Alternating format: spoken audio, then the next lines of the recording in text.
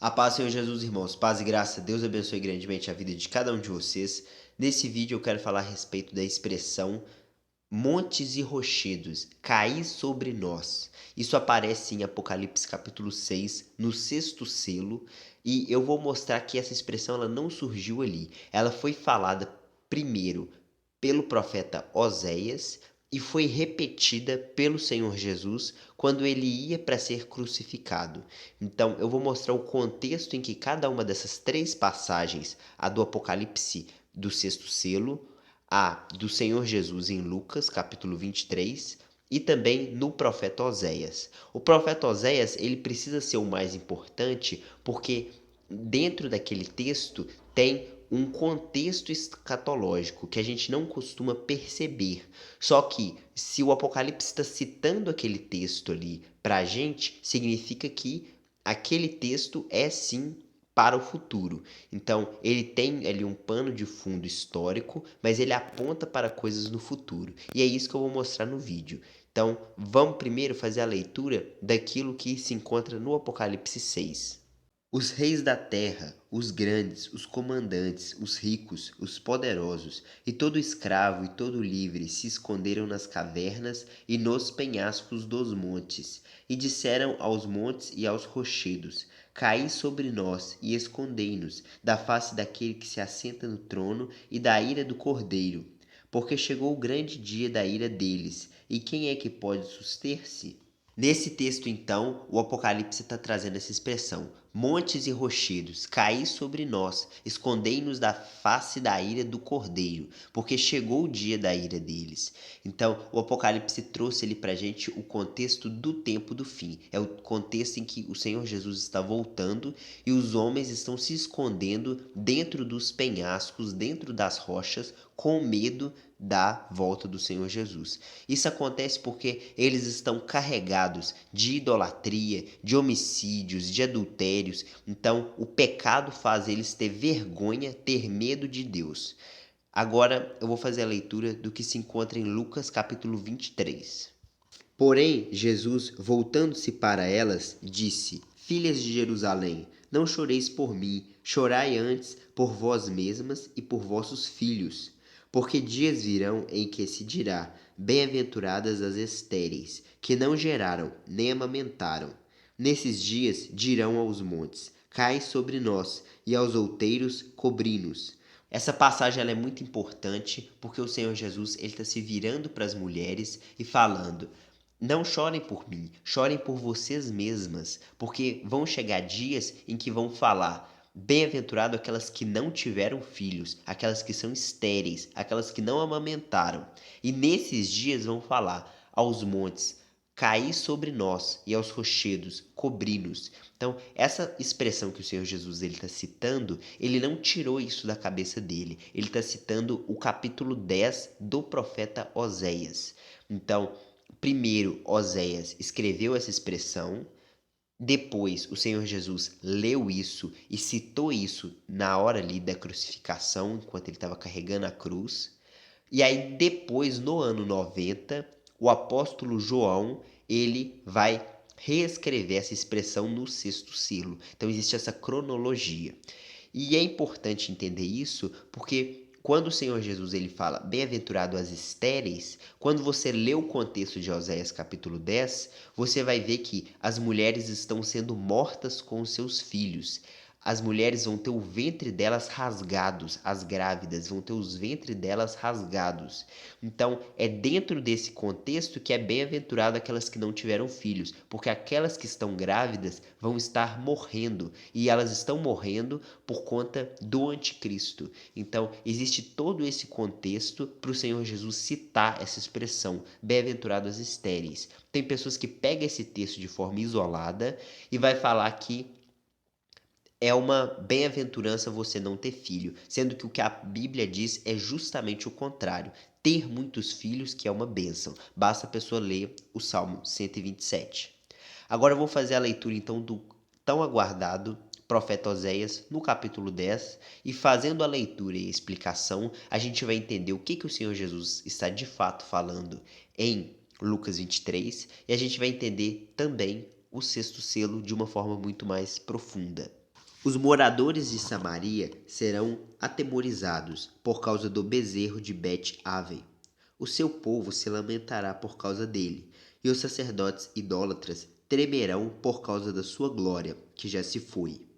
Também o bezerro será levado à Assíria, como presente ao rei principal. Efraim se cobrirá de vexame, e Israel se envergonhará por causa de seu próprio capricho. O rei de Samaria será como a lasca de madeira na superfície da água. E os altos de Avém, pecado de Israel, serão destruídos, espinheiros e abrolhos crescerão sobre os seus altares. E aos montes se dirá, cobri-nos, e aos outeiros, caí sobre nós.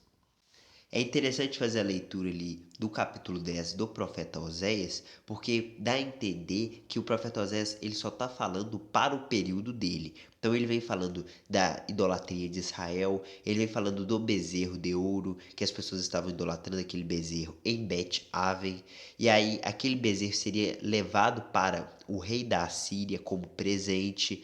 Vem falando todo esse contexto. Só que depois de falar tudo isso, ele vai falar: e naqueles dias dirão: aos montes caí sobre nós, e aos rochedos cobri-nos.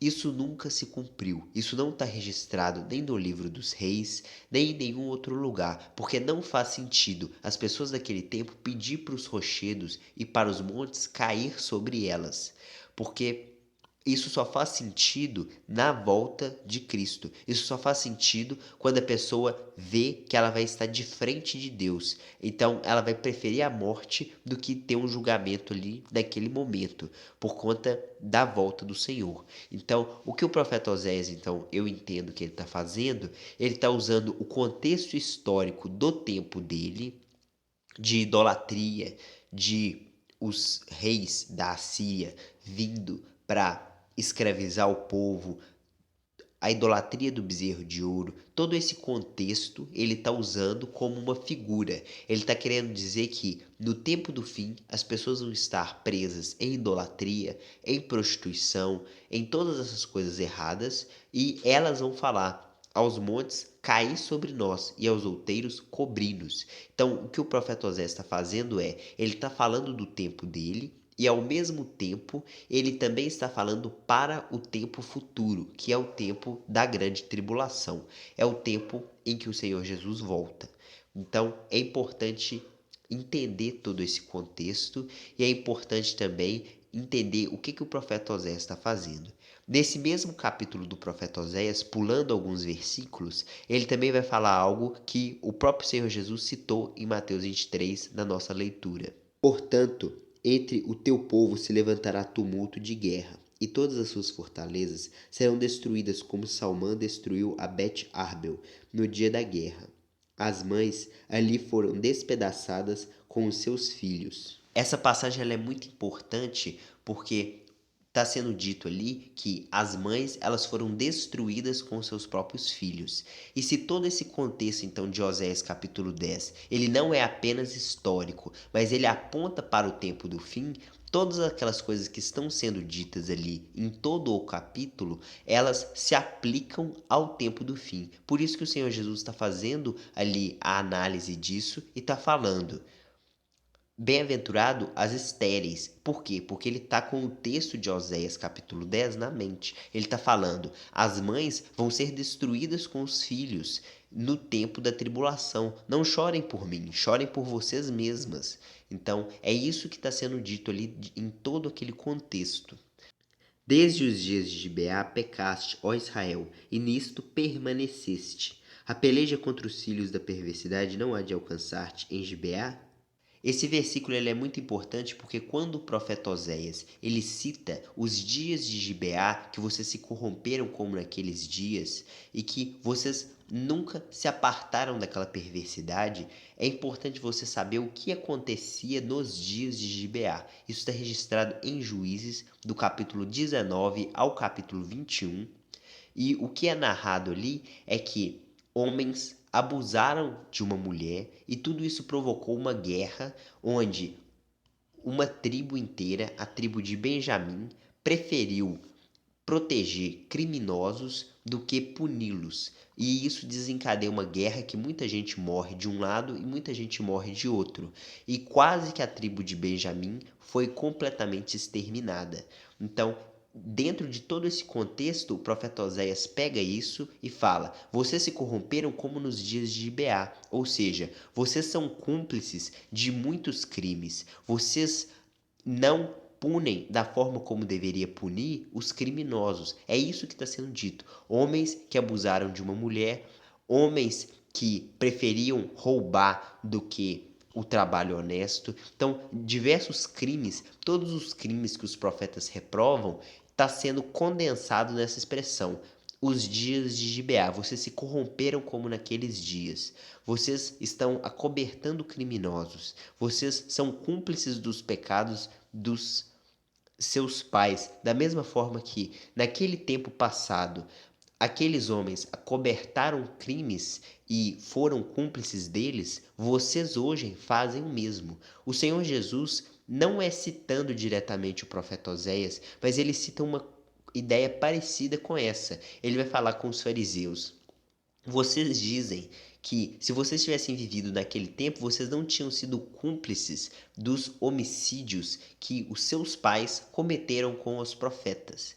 Só que as obras suas, elas são condizentes com as dos seus pais, ou seja, vocês são cúmplices. Então, é interessante saber isso, é interessante entender isso e entender que essa expressão, os montes cair sobre nós e os rochedos cobrir-nos, ela carrega todo esse significado. Ela carrega o significado do que foi escrito em Oséias capítulo 10, ela carrega o significado do que o Senhor Jesus citou enquanto ele carregava a cruz e também carrega o significado do sexto selo, que é o juízo de Deus preparando para a volta do Senhor.